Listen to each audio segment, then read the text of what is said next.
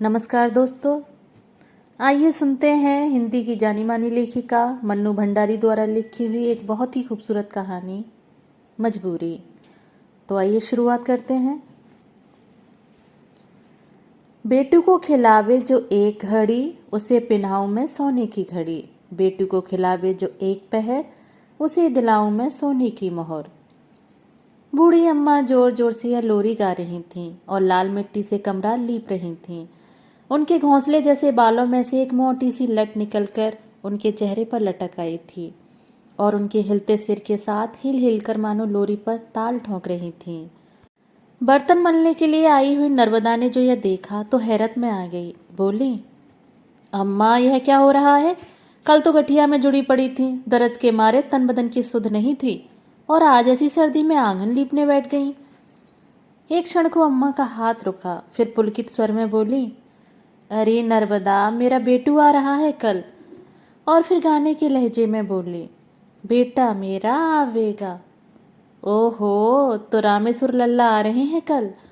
नर्मदा बोली, मैं कह नहीं रही थी कि छुट्टी मिली नहीं कि दौड़ा आएगा। अम्मा के मारे तो उसके प्राण सूखते हैं। इतना बड़ा हो गया फिर भी यहाँ आएगा तो रात में एक बार मेरी गोदी में जरूर सोएगा। पर इस बार मैं कह दूंगी कि चल, मैं तुझे गोदी में नहीं लूंगी। अब तू गोदी में सोएगा कि बेटू? और वे हंस पड़ी जैसे कोई भारी मजाक कर दिया हो। फिर एकाएक काम का ख्याल आ जाने से बोली, ले री, मैंने खड़िया भिगो रखी है, जरा बाहर के आंगन को मार दे। बस ऐसा मारना कि सब देखते ही रह जाएं। क्या करूं, आजकल हाथ कांपने लगा है, नहीं तो मैं ही मार लेती। नर्मदा को खड़िया के काम में लगाकर वे फिर गाने लगी, आओ रे चिड़िया चून करो, बेटू ऊपर राई नून करो, नून करो नून करो। ले, मैं तो भूल ही गई, क्या है इसके आगे। रामेश्वर छोटा था तो ढेरों याद थी, उसके बाद तो छोटा बच्चा ही घर में नहीं रहा सो सब भूल गई। मेरा रामेश्वर तो बिना लोरी सुने कभी सोता ही नहीं था। बेटू भी जरूर उसी पर पड़ा होगा। अब तो दौड़ता फिरता होगा आंगन में और उनकी धुंधली आंखों के आगे जैसे दौड़ते फिरते बेटू के चित्र बनने बिगड़ने लगे। उसकी कल्पना में खोई खोई वे बोलती गईं, पहले बहू लेकर आई थी तब तो 2 महीने का था, बस पालने में पड़ा पड़ा हाथ पैर मारता था और मैं जाकर खड़ी हो जाती थी तो टुकुर टुकुर मुझे ही निहारा करता था। सूरत भी एकदम रामेश्वर पर ही पड़ी है उसकी। अब तो खुद देख लेना, सारा घर नापता फिरेगा। और वे हंस पड़ी। इन सब कल्पनाओं से ही उनका शरीर रोमांचित हो उठा। अम्मा का काम समाप्त हुआ तो मिट्टी में सनी दोनों हथेलियों को जमीन पर पूरे जोर से टिकाते हुए उन्होंने उठने का प्रयत्न किया, पर एक सर्द आहसी उनके मुंह से निकल कर रह गई। वे उठ नहीं पाई तो बड़े ही कातर स्वर में बोली, अरे नर्मदा, मुझे जरा उठा दे रही, घुटने तो जैसे फिर मुड़ गए। मुड़ेंगे तो सही, ऐसी सर्दी में कब से मिट्टी में सनी बैठी हो? बेटे बहू आ रहे हैं तो ऐसी क्या नवाई हो रही है, सभी के घर आते हैं। और नर्मदा ने अम्मा को सहारा देकर उठाया, उसके हाथ धुलाए और खटिया पर लिटा दिया। तू भी कैसी बातें करती है नर्मदा, 3 बरस बाद मेरा बेटा आ रहा है और मैं आंगन भी न लीपूं। 3 बरस बाद आ रहा है तो मैं तो यही कहूंगी कि उनमें मोहमाया नहीं है, तुम यों ही मरी जाती हो उनके पीछे। देख नर्मदा, मेरे रामेश्वर के लिए कुछ मत कहना। यह तो मैं जानती हूँ कि 3-3 बरस मुझसे दूर रहकर उसके दिन कैसे बीतते हैं, पर क्या करे, नौकरी तो आखिर नौकरी ही है। मेरे पास आज लाखों का धन होता तो बेटे को यूं नौकरी करने परदेश नहीं दुरा देती, पर। और उनके कुछ क्षण पहले पुलकते चेहरे पर मायूसी छा गई, आंखें अनायास ही डबडबा आईं। नर्मदा यहाँ बरसों से काम करती है, अम्मा के लिए उसके मन में अपार श्रद्धा है, पर बेटे के प्रसंग को लेकर वह जब तब उनका दिल दुखा दिया करती है। कुछ और खरी खोटी सुनाने का उसका मन हो रहा था, पर आज वह मानो अम्मा पर तरस खाकर चुप रह गई। जब तक वह काम करती रही, अम्मा शून्य में ताकती जाने क्या सोचती रहीं, बोली एक शब्द भी नहीं। जब वह जाने लगी तो न चाहकर भी उन्हें कहना पड़ा, तू जाते समय ग्वाले को कहते जाना कि कल दूध जल्दी दे जाए, और अब दूध ज्यादा लगेगा। बच्चे वाले घर में तो दूध पूरा ही रहना चाहिए, और जब तक वे लोग यहाँ रहें तब तक तू चौका बर्तन करके यहीं रहा करना। घर में 5 प्राणी रहते हैं तो काम तो निकल ही आता है, फिर बच्चे का साथ रहेगा। लेन देन की चिंता मत करना, मैं रामेश्वर को 1 कहूंगी तो वह 5 देगा। कुछ तो गठिया के दर्द ने और कुछ नर्मदा की बातों ने अम्मा का उत्साह तोड़ दिया। बहुत से काम उन्होंने सोच रखे थे पर वे कुछ न कर सकी। बस अपनी खाट पर पड़े पड़े भूली बिसरी लोरियां याद करके गुनगुनाती रहीं। धीरे धीरे रात के अंधकार में उनके मन की मायूसी भी डूब गई और वे भोर होने के पहले ही उठ बैठीं। घुटने का दर्द मन के उत्साह में खो गया और बेटे पोते से मिलने की उमंग में मौसम की ठंडक भी जैसे जाती रही। 7 बजते बजते तो वे सब घर ही पहुंच जाएंगे। साथ छोटा बच्चा है, दूध तो गर्म करके रख ही दूं। फिर उन दोनों को भी तो चाय की आदत होगी। ऐसी सर्दी में चाय तैयार नहीं मिलेगी तो अम्मा को क्या कहेंगे भला। दूसरा चूल्हा भी जला दूं, नहाने को गर्म पानी भी तो चाहिए। उस कड़कड़ाती सर्दी में ठिठुरते ठिठुरते अम्मा ने बेटी बहू को गर्म करने के सारे आयोजन कर डाले। फिर सोचा लगे हाथ तरकारी भी काट दूं, नहीं तो वे इधर आएंगे और उधर मैं चूल्हे में सिर देकर बैठ जाऊंगी। 3 वर्षों में मेरा बेटा आ रहा है, घड़ी दो घड़ी उससे बात भी करूंगी। इनका क्या, ये तो अपनी राजी खुशी पूछकर औषधालय चल देंगे। तरकारी भी कट गई, अब क्या करें। अम्मा अपने को इतना व्यस्त कर देना चाहती थीं जिससे प्रतीक्षा के बोझिल क्षण महसूस ही न हो, पर समय जैसे बीत ही नहीं रहा था। तभी दूर कहीं घोड़ों के घुंघरुओं की आवाज़ आई और तांगा अम्मा के घर के सामने रुका। अम्मा पागलों की तरह दरवाजे की ओर दौड़ पड़ी। रामेश्वर की गोद से उन्होंने झपटकर बच्चे को ऐसे छीना मानो किसी चोर उचक्के के हाथ से अपने बच्चे को छीन रही हो और कसकर उसे सीने से चिपका लिया। चरण छूते रामेश्वर की पीठ पर हाथ फेरते हुए दूसरे हाथ के घेरे में उसे लपेट लिया। बच्चा एकाएक इतना प्यार और शारीरिक कष्ट पाकर रो उठा और माँ के पास जाने के लिए मचलने लगा। वे उसके आंसू पहुँचने लगी और उनकी अपनी आंखों से भी आंसू की धारा बहने लगी। पुचकारने पर भी जब बच्चा चुप नहीं हुआ तो बहू की ओर बढ़ाते हुए उन्होंने कहा, अभी मुझे पहचानता नहीं, एक बार मुझे पहचानने लगेगा तो छोड़ेगा नहीं। उपेक्षित सी एक और खड़ी बहू ने बच्चे को ले लिया। चाय पानी हो गया तो रामेश्वर नहाने चला गया तो अम्मा ने बहू को अकेले पाकर कहा, खबर तो दी होती बहू कि तुम्हारे महीने चढ़े हैं। कितने महीने हैं? झेंपते हुए बहू ने उत्तर दिया, यह भी कोई लिखने की बात थी अम्मा। फिर जरा रुकते रुकते कहा, मानो कहने का साहस बटोर रही हो। अम्मा, इस बार बेटू को आप ही रखेंगी, जैसे भी हो मैं यहाँ हूँ, तब तक इसे अपने से हिला लीजिए। मैं तो इसके मारे ही परेशान थी, दो को तो। अम्मा आंखें फाड़ फाड़ कर ऐसे देख रही थी मानो जो कुछ सुन रही हैं उस पर विश्वास करें या नहीं। फिर एकाएक बोल पड़ी, तुम कह क्या रही हो बहू, बेटू के मेरे पास छोड़ जाएगी? मेरे पास? सच? हे भगवान, तुम्हारी सब बात पूरी हो, तुम बड़भागी हो। मेरे इस सूने घर में एक बच्चा रहेगा तो मेरा जन्म सफल हो जाएगा। फिर वे एकाएक रो पड़ी। तुम क्या जानो बहू, अपने कलेजे के टुकड़े को निकालकर बम्बई भेज दिया। रामेश्वर के बिना यह घर तो मसान जैसा काटता है। ये ठहरे संत आदमी, दीन दुनिया से कोई मतलब नहीं। मैं अकेली ये पहाड़ जैसे दिन कैसे काटती हूँ सो मैं जानती हूँ। भगवान तुम्हें दूसरा भी बेटा दे, तुम उसे पाल लेना। मैं समझूंगी तुमने मेरा रामेश्वर लेकर मुझे अपना रामेश्वर दे दिया। पर देखो, अपनी बात से मुड़ना नहीं। मैं तभी रामेश्वर ने ठिठुरते हुए रसोई में प्रवेश किया। अम्मा, एक अंगीठी जरा इधर रख दो। बम्बई में रहकर तो सर्दी सहने की आदत नहीं रही, यहाँ तो नहाते ही जैसे जम गया। अम्मा ने अंगीठी रामेश्वर के पास सरका दी। तभी रामेश्वर का ध्यान अम्मा के कपड़ों की ओर गया। यह क्या अम्मा, तुम कुछ भी गर्म कपड़ा नहीं पहने हो? सर्दी खा गई तो बीमार पड़ जाओगी। फिर तुम्हें गठिया की भी तकलीफ है, ऐसे कैसे चलेगा? ना हो तो बनवा लो कपड़े, मैं रुपए दे दूंगा। पर यह सब अनसुना करके अम्मा बोली, देख, आज बहू ने कह दिया है कि बेटू अब मेरे पास रहेगा और अब जो बच्चा होगा वह तुम्हारे पास। तू कहीं टाल मत जाना। बात पक्की हो गई, आज से बेटू मेरा हुआ।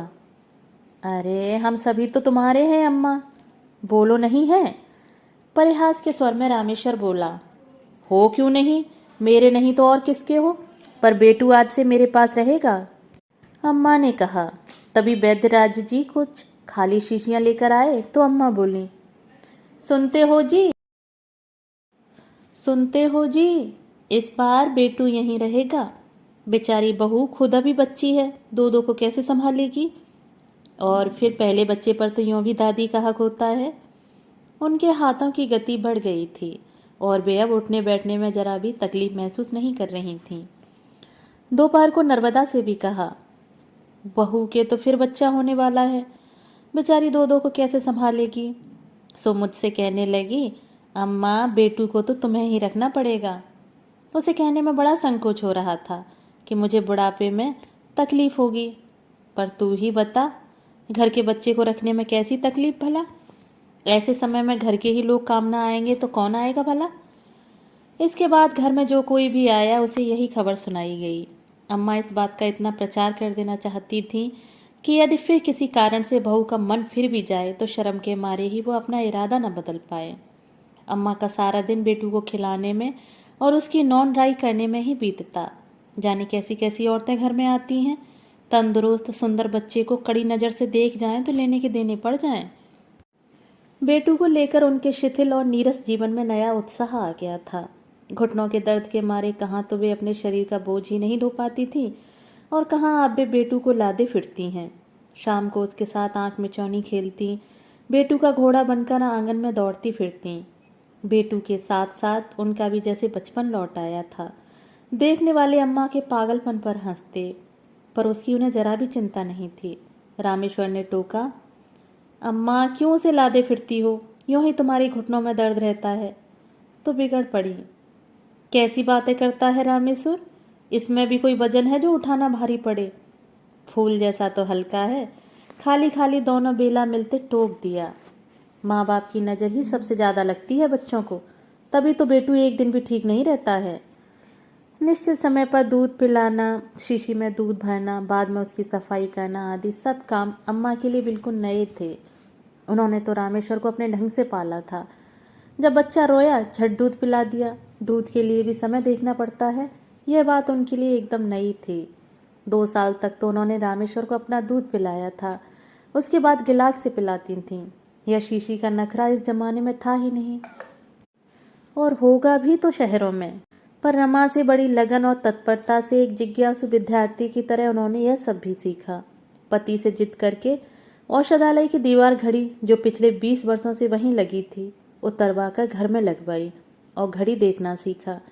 उनके एकाकी जीवन में समय का कोई महत्व ही नहीं था। न पति को दफ्तर जाना रहता था, न बच्चों को स्कूल जो समय पर कोई काम करना पड़े। पर एकाएक अब उन्हें घड़ी की आवश्यकता महसूस होने लगी थी।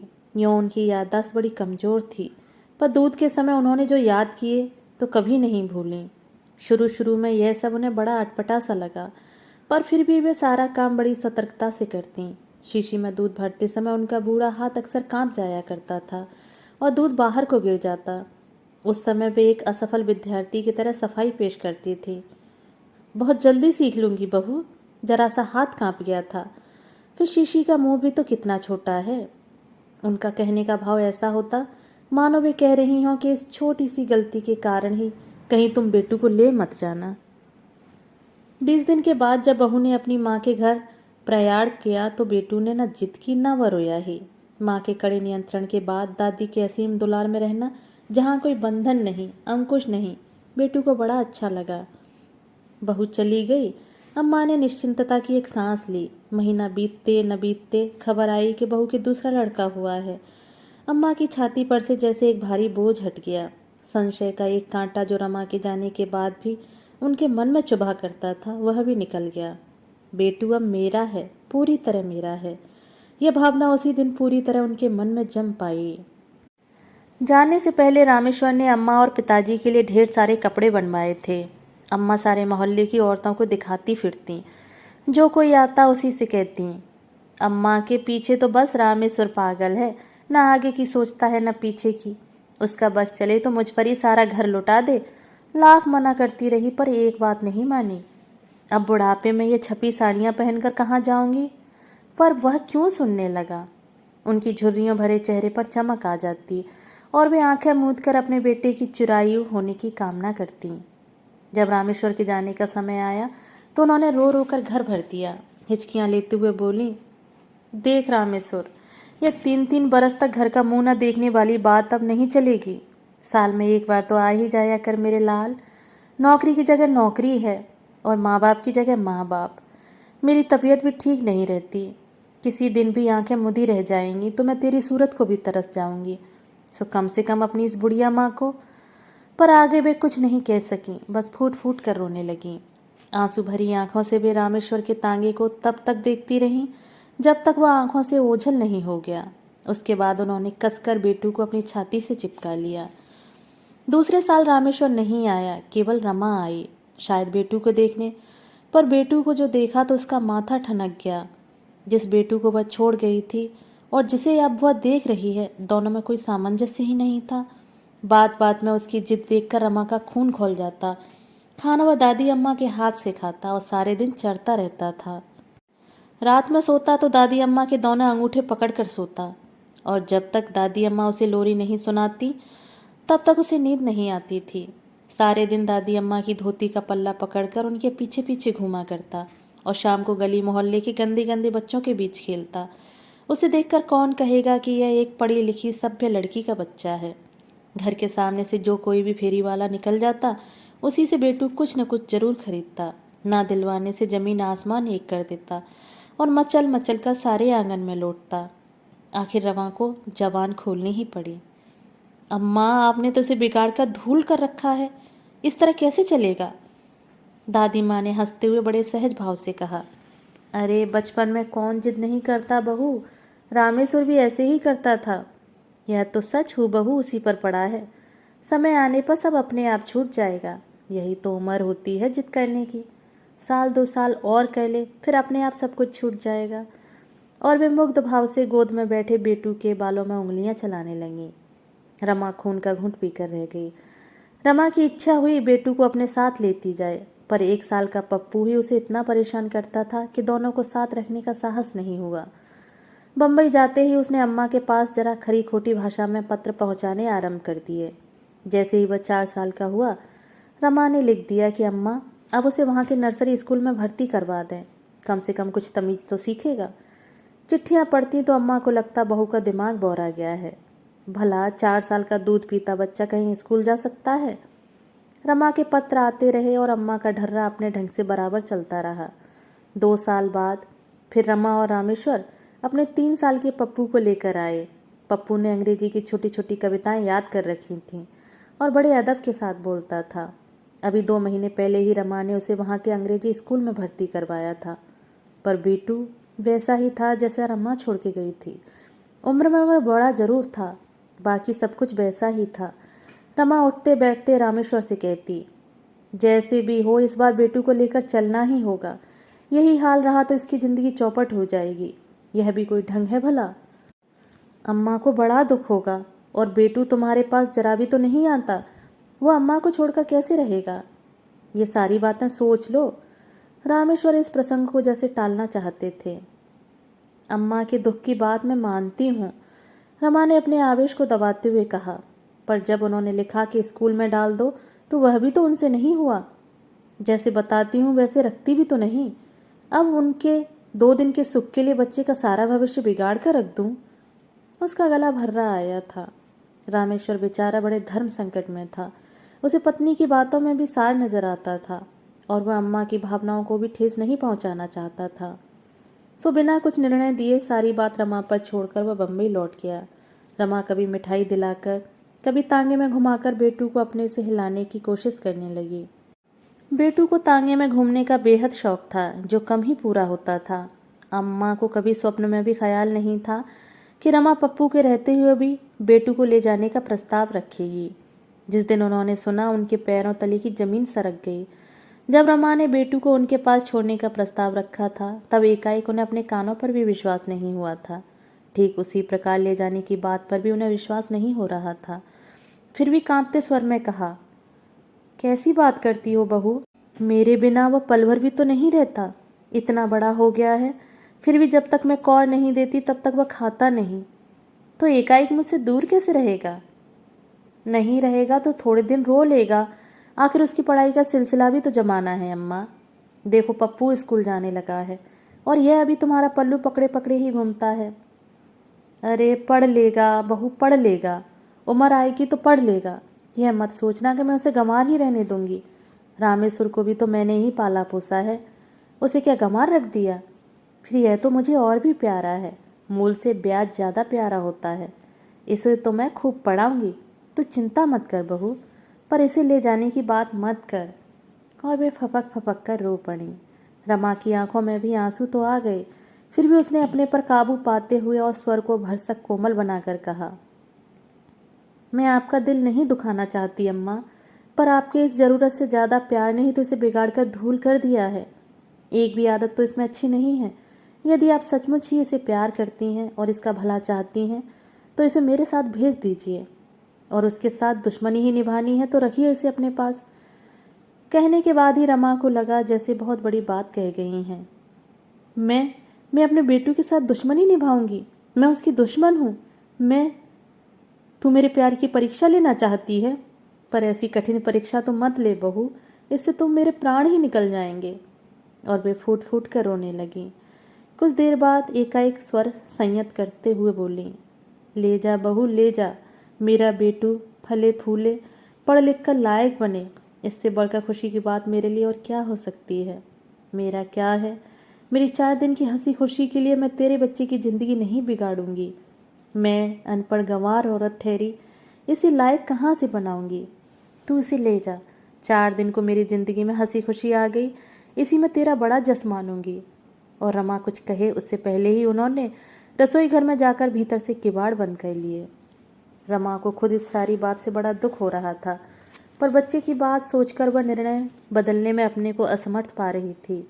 यही सोच सोचकर वह अपने को तसल्ली दे रही थी कि समय का मरहम अम्मा के घाव को अपने आप भर देगा। 2 दिन बाद औषधालय के एकमात्र नौकर और दोनों बच्चों को लेकर रमा अपनी माँ के यहाँ चल पड़ी। बेटू को बताया ही नहीं गया कि रमा उसे अपने साथ ले जा रही है। रोज की भांति तांगे में घूमने के लालच में वह चला गया। जाते समय कह गया, दादी अम्मा मैं तुम्हारे लिए मिठाई और गोली लेकर आऊँगा। दादी अम्मा ने उसे कलेजे से लगा लिया। एक बार उनकी इच्छा हुई कि वह बेटू को बता दें कि रमा उसे हमेशा के लिए उनसे अलग करके ले जा रही है, पर फिर भी वे चुप रहीं। उसके बाद जो भी कोई घर में आया, अपार आश्चर्य से उसने पूछा, अरे बहू बेटे को ले गई? तुम तो कहती थी कि बेटू अब तुम्हारे पास ही रहेगा। अम्मा को लगा जैसे किसी ने उनके कलेजे पर गर्म सलाख दाग दी हो। तिल मिलाकर जवाब देती, कहती तो थी पर अब रखा नहीं जाता। गठिया के मारे मेरा तो उठना बैठना तक हराम हो रहा है, तो मैंने ही कह दिया कि बहू अब पप्पू बड़ा हुआ सो बेटू को भी ले जाओ। अरे अम्मा एक पल को तुम उसे छोड़ती नहीं थी, अब रह लोगी उसके बिना? नहीं रह सकती तो भेजती क्यों? अब यह कोई बच्चे पालने की उम्र है भला? जिसकी थाती उसी को सौंपी। बुढ़ापा है, कुछ भजन पूजन ही कर लूं। उनके मारे मेरा सब कुछ छूट गया था। बड़े ही संदिग्ध भाव से अम्मा की इस दलील को औरतें स्वीकार कर पाती थीं। आज अम्मा के पास कोई काम नहीं था करने को, तो खाली आंगन में दर्दीले स्वर से एक लोरी गुनगुना रही थीं। शाम को गुब्बारे वाला आया, बुढ़िया के बाल वाला आया, खिलौने की मिठाई बेचने वाला आया, तो मुरझाए स्वर में अम्मा ने सबको यही जवाब दिया, जाओ भाई जाओ, आज ग्राहक तुम्हारा अब यहाँ नहीं रहता, उसे मैंने उसकी अम्मा के साथ भेज दिया। अब यहाँ मत आया करो, कभी मत आया करो, कोई तुम्हारी चीज़ नहीं खरीदेगा। और उनका मन सुबह उठता, पर उनकी आंखों के आंसू जैसे सूख गए थे। तीसरे दिन औषधालय का नौकर वापस आया तो सबसे पहले खबर दी कि दादी अम्मा को याद करते करते बेटू को बुखार आ गया और वह उसे भरे बुखार में छोड़कर आया है। वह रमा के हाथ से ना कुछ खाता है ना दवाई पीता है। अम्मा ने सुना तो ऊपर की सांस ऊपर, नीचे की सांस नीचे रह गई। पागलों की भांति दौड़ती हुई औषधालय में पहुंची। अरे सुनते हो, बेटू रो रो कर बीमार हो गया है। मैं तो पहले ही जानती थी कि वह मेरे बिना रहेगा नहीं, पर बहू को कौन समझाए। अब तो रात की गाड़ी से ही जाकर मुझे उसे लाना होगा। वह तो रो रो कर प्राण दे देगा। हे भगवान, मेरी मत पर ही पत्थर पड़ गया था जो बहू की बात मान गई। अम्मा रोती थी और कपड़े ठीक करती जाती थी। नर्मदा आई तो आश्चर्य से बोली, कहाँ की तैयारी कर रही हो अम्मा? अरे शिब्बू बहू को छोड़कर लौटा, तो बताया कि बेटू ने रो रो का बुखार चढ़ा लिया। मैं तो भेजकर अपनी तरफ से निश्चिंत हो गई थी, पर वह रह सकता है क्या? उसके तो प्राण मुझ में कुछ ऐसे पड़ गए थे कि क्या बताऊं। कोई अगले जन्म का संस्कार ही समझो। अब जाकर लाना पड़ेगा, नहीं तो छोरा रो रो का प्राण दे देगा। और गर्व और आनंद से उनकी छाती फूल गई। तीसरे दिन ही बेटू को लेकर वे लौट आईं। जिसने देखा उसी ने कहा, अरे 4 दिन में ही बच्चा सूख गया। सूखेगा नहीं, कुछ तो खाया नहीं और एक पल को आंसू नहीं टूटा। मैं तो सोचती थी कि बहू के हवाले करके सुख से पूजा पाठ करूंगी, पर अब यह रहता भी तो नहीं। 1 साल उन्होंने इसी प्रकार और निकाल दिया। रमा बम्बई से आई और फिर बेटू का वही रवैया देखा तो सोचा कि वह उसे सीधे बम्बई ले जाती तो यह सारा कांड नहीं होता। अम्मा बम्बई तक आ नहीं सकती थीं, सो इस बार फिर एक बार दादी माँ को रुलाकर उनके मना करने पर भी वह बेटू को लेकर बम्बई के लिए चल पड़ी। जाने किस आशा से अम्मा ने अपनी सारी जमा पूंजी खर्च करके शिब्बू को साथ कर दिया। रमा मना करती रही कि अब दोनों बच्चे बड़े हैं और वह संभाल लेगी, पर अम्मा ने शिब्बू को साथ भेज ही दिया। दूसरे दिन से जो कोई भी आता अम्मा उसी के सामने यह मनौती मनाती कि किसी प्रकार बेटू रमा के पास हिल जाए तो वह 1.25 रुपये का प्रसाद चढ़ाएंगी। उच्च स्वर से वह रात दिन रट लगाए रहती कि बेटू मुझे किसी तरह भूल जाए। बस 7 दिनों के बाद जब शिब्बू लौट कर आया तो वे ऐसे दौड़ पड़ी मानो वह बेटू को लेकर ही आया हो। झपट कर उन्होंने पूछा, मेरा बेटू कहाँ है? मेरा बेटू ठीक है शिब्बू, तुझे मैंने किस लिए भेजा था? उनका स्वर बुरी तरह कांप रहा था। इस बार तो अम्मा बहूजी ने बेटे को हिला दिया। वहाँ बहूजी के मकान में बहुत सारे बच्चे हैं, उन सबसे दोस्ती हो गई, सो खूब खेलता है। ट्राम, बस, बगीचे, झूले, इन सब में उसका मन लग गया। शिब्बू ने बताया तो अम्मा शून्य पथराई आंखों से उसे देख रही थीं, मानो कुछ समझ ही नहीं रही हो। शिब्बू कहे चला जा रहा था, चलो तुम्हारी चिंता दूर हुई।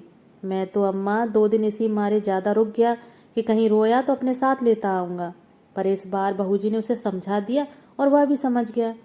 अब वहाँ जम पाएगा। अब तो तुम प्रसाद चढ़ाओ अम्मा और मज़े से भजन पूजा करो। एकाएक जैसे अम्मा की चेतना लौट आई। क्या कहा? बेटू भूल गया, वहाँ जम गया।